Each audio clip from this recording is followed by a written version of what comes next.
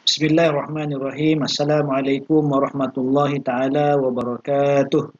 Alhamdulillahi rabbil alamin wassalatu wassalamu ala asyrafil mursalin wa ala alihi wa sahbihi ajma'in. Apa kabar murid-murid yang dirahmati Allah sekalian? Saya harap semua dalam keadaan sihat.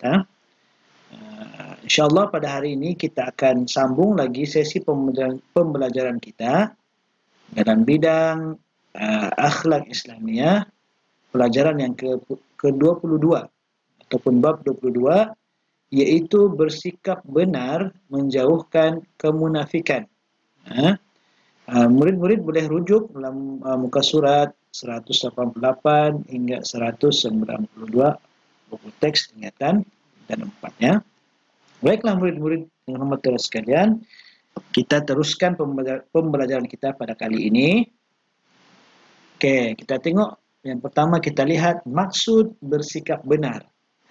Okey, dari segi istilah, tidak berdusta dari segi perkataan, perkhabaran dan perbuatan. Okey, dalil naqli. Okey, berkenaan bersikap benar ini, a'udzu billahi minasyaitonir rajim. يا أيها الذين آمنوا اتقوا الله وقولوا قولا سديدا. Sadaqallahul azim. Maksudnya, wahai orang-orang yang beriman, bertakwalah kamu kepada Allah dan ucapkanlah perkataan yang benar. Surah Al-Ahzab ayat 70. Ayat ini memberikan kepada kita ataupun memperingatkan kepada kita bahawa antara ciri-ciri orang yang bertakwa ialah, ataupun ciri-ciri orang yang beriman dan bertakwa ialah orang yang sentiasa benar dalam perkataan. Okey, jadi kita kena menjauhi sikap berdusta. Murid-murid yang teruskan. Jangan sekali-kali kita berdusta. Okey, seterusnya sabda Rasulullah SAW, "Alaikum bis-sidqi, fa inna as-sidqa yahdi ila al-birr, wa inna al-birra yahdi ila al-jannah, wa ma yazalu ar-rajulu yasduqu wa yataharra as-sidqa hatta yuktaba 'inda Allahi siddiqan, wa iyyakum wal-kadhib, fa inna al-kadhiba yahdi ila al-fujur, wa inna al-fujura yahdi ila an-nar, wa ma yazalu ar-rajulu yakdzibu wa yataharra al-kadhib hatta yuktaba 'inda Allahi kadzdzaba."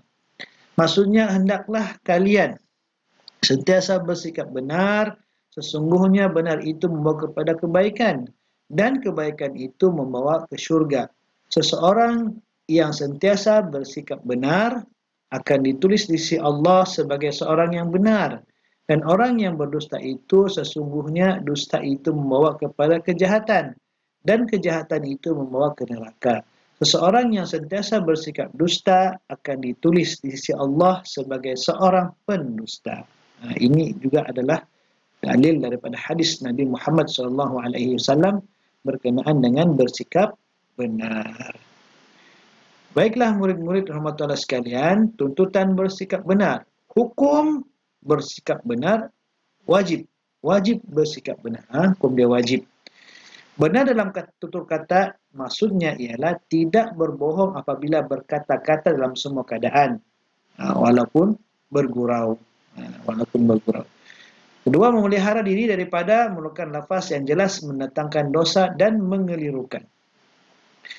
Seterusnya, benar dalam niat dan kemahuan, berniat ikhlas kerana Allah SWT, berniat untuk membuat kebaikan semata-mata.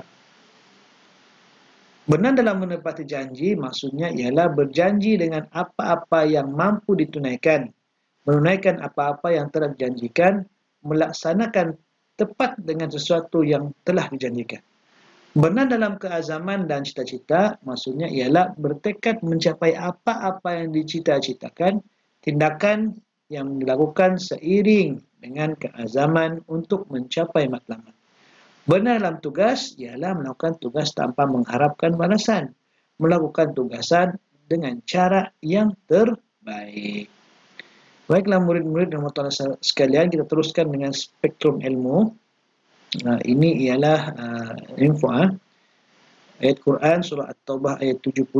A'udzu billahi minasy syaithanir rajim.